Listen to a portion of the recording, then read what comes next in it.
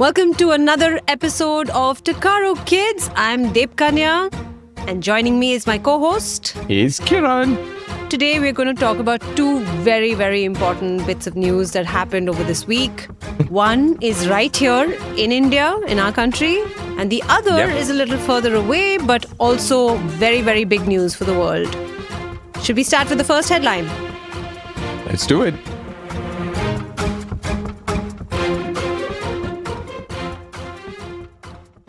First story that we're going to cover today is about a very scary incident that took place in Kashmir.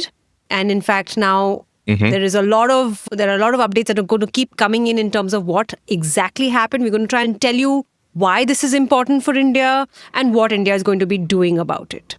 And the second one is about the Pope, who is the religious leader of Christians, of Catholics around the world, and his unfortunate passing away. So let's start with Kashmir, right? We all know it's a beautiful, beautiful place. It is in a very, very strategic position, right? As far as India, Pakistan, China is concerned. It's always been a place which has been marred with violence and, unrest ever since the independence and partition as well.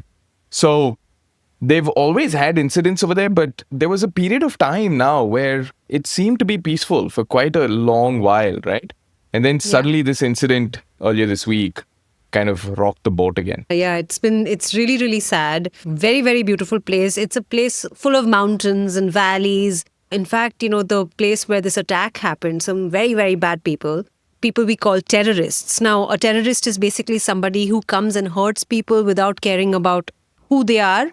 The idea is they want to strike terror in in our hearts. And that's exactly what these people did. They just came and attacked a bunch of completely innocent people in this very beautiful place called Pahalgam, which is a lovely valley. They were tourists who'd gone there to spend some time, and people just came in and killed 26 innocent Indian citizens. I'm sure you're hearing about it around you. And one Nepalese citizen as well. Oh yeah, there's one person from Nepal as well. Maybe you're hearing about it. Maybe your parents are talking about it. And we just want to explain, why this is important. I know it is scary, but also remember that these things have been going on, and the government is doing everything it can right now to kind of make sure, that they find the people who did this, catch the terrorists who did this, and also make sure that something like this, does not happen. Like ultimately, that's what we all need to work towards. How do you maintain peace? How do you ensure that, things do not become worse? But just to talk about Kashmir itself, right? This has been going on since 1947, like you said, Kiran, when India and Pakistan became two separate countries. And then they just couldn't agree on who Kashmir belongs to, who should control Kashmir, right? And there are people from Pakistan who think Kashmir should be part of their territory. India believes Kashmir is ours. There are people in Kashmir. There are some who believe they should be in Pakistan, some who believe they should be in India. So there are a lot of different thoughts there, right? And that's what's caused this beautiful place to be a place of such conflict and violence even, right? Yeah. And I think, again, unfortunately, religion kind of also comes into the picture over here, right? So the whole perspective is that the terrorists were from Pakistan and, obviously Muslim, and then they have killed Hindus. So we want you to also understand that there is always the conversation about religion that comes up whenever Pakistan and India are brought up in the same conversation. But very often it goes beyond that. And it's not just the religion, right? It's also, I think there have been news reports which talk about a certain terrorist group who have claimed that they were the ones who did it. We're not sure as yet, so we don't want to go down that path of, giving names or specifying it at this point. But the point is there's always been tension between terrorist groups, armies fighting with each other, countries fighting with each other. It becomes political. And because of which, actually, India has done a whole bunch of things as well because of these attacks. They've actually done 2 or 3 different things. One is they've immediately sort of revoked all the visas for Pakistanis who are in India. And actually, I was talking to someone else about this. And think about it, it's so crazy, right? You could have been living in Bangalore, Bombay, and you happen to be a Pakistani with a visa to live in India, and then suddenly all of this erupts, you have nothing to do with it. You actually don't even Yeah. care about it. And because you're a Pakistani citizen with a visa in India, now because of this, you've been asked to leave, right? Immediately, like your visa is no longer valid. I mean, that's also scary. So it's not just, what happens to people in that region, but also potentially people who live in other places who are also Yeah. impacted. It's happened the other way as well. A lot of people who work in Pakistan have been asked to come back Exactly. immediately Yeah, to India whichever just side. to, ensure their safety. And that's the thing with any war and any conflict, right? It's usually, yes, there are the armies that are fighting on the borders, but it's regular people who get affected in multiple ways. The other thing that India is doing right now to ensure that they send the right message, rather send a really strong message to Pakistan saying that this is absolutely not going to be tolerated, because they believe that this is all because of Pakistan, that they have allowed something like this to happen. So India has Mhm. actually suspended something called the Indus Water Treaty, right, Kiran? Yeah, exactly. And that's pretty big because the Indus is one of the major rivers that flows through India. Now, what's interesting is that the Indus River actually starts or has a portion in India and it flows into Pakistan. But the Right, yes. majority of the Indus River is actually in Pakistan, but it doesn't originate in Pakistan, right? And So we so control similarly, it. we control it. Similarly, there are a couple of others as well called Jhelum and Chenab, which are called the Western rivers in this treaty. And then there are Eastern rivers, which is the Ravi, Base, and Klij, who are the Eastern rivers, or rather, those are the three that are Eastern, and which India, it stays in India and it's India's water. So the whole treaty, which was architected by the World Bank in the 1960s, was about the fact that the Western rivers, because it's a lot of it is in Pakistan, Pakistan gets access to it with zero interruption, and India can use it for limited things like agriculture or certain projects, but Pakistan gets exclusive rights to it. Now, what has happened here is India has basically said, you know what, we don't care about the treaty anymore. It starts from India, we're going to block it, and we're not going to send any water to Pakistan, right? So Yeah. that That's a kind of strong becomes a big. message. It is a very strong message because the Pakistan economy, a lot of the regions over there depend on this water, Yeah. and so it's a very very strong message. I mean, we've been talking about trade wars and tariffs and all of that with the US and other countries. This is a way that India is doing it as well, right? Where we're sending a strong message, but we're also saying, hey, we will not, we will actually do things if we think it is important for our country and for our people. And force Pakistan to do something about these people, the terrorists that they believe have been nurtured by Pakistan, right, on their soil. So Yeah. there's a lot that's going to keep coming up in the news. We just thought we'd give you a quick background in terms of what's happening over there. So if you have any questions, you should reach out to your parents, to try and understand this better. If you'd like, you can send us your questions and we'll try our best. We will be happy to do a special episode to, help you understand what's going on. But the most important thing to remember right now is, like Kiran, you mentioned, people will try to divide on the basis of the fact that there were Muslim terrorists who attacked Hindu tourists. So there is religion that comes into the mix. But we should also remember there were local Muslims who helped a lot of these tourists, carried them to safety, made sure they got medical care. So while people will try to divide, we have to remember that we are one country, India is one country, and we need to stay united because what terrorists want is, to make sure that we're all divided and we're all fighting with each other. And that cannot be allowed. Yeah, exactly. So now shifting gears, Yeah. let's go fly all the way to the Vatican in Yes. Rome. Which direction is that, Kiran? We are flying west. Yes. We are flying west to this small little place called the Vatican City. It's actually, is it the smallest country in the world? Yeah, Do we call it's it? the smallest country and nation state.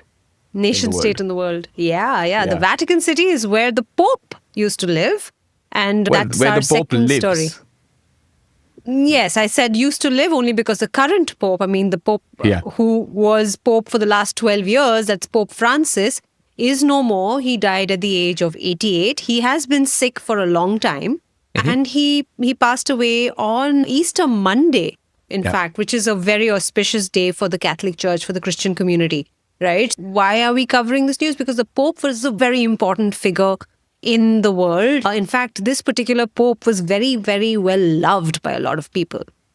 Yeah. He was fairly progressive as well, right? For popes and, thinking about the role that the Catholic Church plays in the world. Because at the end of the day, there is a lot of countries which are Christian, and majority of them are potentially even Catholic. So it was very interesting. And you know what? Some of the interesting facts about Pope Francis is that he was the first ever Pope from the Americas. Oh, And he was okay. the first ever Pope from he was the first non-European Pope in 1,200 years. Interesting. Interesting. Where was he from? He was from Argentina. He actually became the Archbishop of Buenos Aires. Then he became a cardinal. And then, you become a cardinal, and only a cardinal can be elected as a pope. So this whole It's election process of fascinating, pope, though. yeah, it's so Yeah, cool. it's fascinating because the Pope who resides, who I don't want to say reigns, but who's the leader of the Catholic Church, right? He's the Yeah. great leader of the Catholic Church. He's chosen with a lot of deliberation and thought. It's not just, okay, Yeah. who's next? And then they pick the next best candidate. I mean, they do try to pick the next best candidate, but it's super interesting the way they do it. And this process has been followed for, I think, ages, right? And they have Yeah. not veered away from this process. In fact, there are a lot of movies and stories that have been written around the process of choosing the Pope. There's the conclave that happens. The conclave is where Yes. all the cardinals from around the world come together to do this. It's super interesting because you have a whole bunch of people, very important people. We're talking about, I think there are 200 odd cardinals across the world, and 135 of them who are actually eligible to vote for the new Pope. They're coming to the Sistine Chapel in Rome. The Sistine Chapel, if you don't know what that is, you should definitely look it up. I Oh, urge it's you. beautiful. Because Have you been yes, yes, I have. Oh And my it is God, it's so stunning. beautiful, right? It is. Actually It's amazing. a very sacred place. Also, it's beautiful piece of art which is on the ceiling. You cannot take any Yeah. pictures inside that because it can, the flash and the photography Yeah. can ruin the art and the paints which are ancient, which are so old. But look it up. So that's the room in which these 135 cardinals will sit and deliberate over days to select their new pope. It's actually super interesting because you have to be under 80 to vote and to also be a potential pope nominee. And what's actually interesting is out of these 135 cardinals that you talked about who can potentially vote, 108 of them were actually appointed by Pope Francis. Wow. So he actually still will play a huge role in the direction of the church. What usually happens is all of these cardinals come into this Sistine Chapel. There is the conclave which begins. When the conclave is happening, they have to go in and stay inside with no communication with the outside world. They can't take Wow. mobile phones. They can't take, there's no computers. There's nothing. They just go in, get locked into a room. And then there are ballots, the voting process. So there's a sheet of paper. Everyone has to write their preferred vote, Candidate. who they are voting Yeah. for, their preferred candidate. And then they have to fold it once, and then they have to fold it a second time. So even that is prescribed Is as to how very it's done. specific. Very Wow. specific. Wow. And the winning candidate has to have a 2/3 majority. So Okay. 2/3 of the people of the 130 odd cardinals have to vote for the same person. And so there are also two types of chimneys. That's so cool, right? And it usually Yeah. takes days. It usually takes days, which is so interesting. So imagine they're sitting there for days thinking about who's going to be the next pope. And if the ballot finishes and no one has got 2/3 majority, all that paper is taken and put into one fireplace. Okay. That fireplace only emits black color smoke, which means Wow. there's no decision. The moment someone gets 2/3 majority, they take all that paper, all those voting papers, and they put it into another fireplace. That fireplace emits white color smoke. And when you see white color smoke, you know that the Pope has been chosen. And then this Pope will then come out and address the crowds. Then this nominated person has to formally accept that yes, he is willing to be the Pope.